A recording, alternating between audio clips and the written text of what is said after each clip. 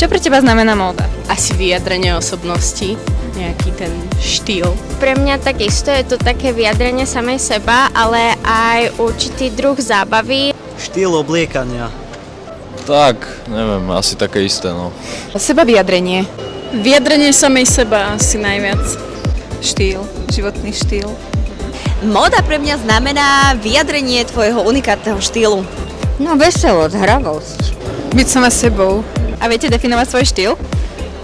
Podľa nálady. No taký športovo elegantný, ale to veľmi závisí od nálady. Tak snažím sa žiť zdravo, kupovať si veci nie tak prvoplánovo.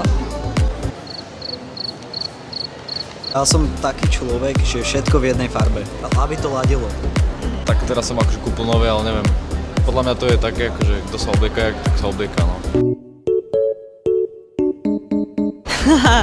Môj štýl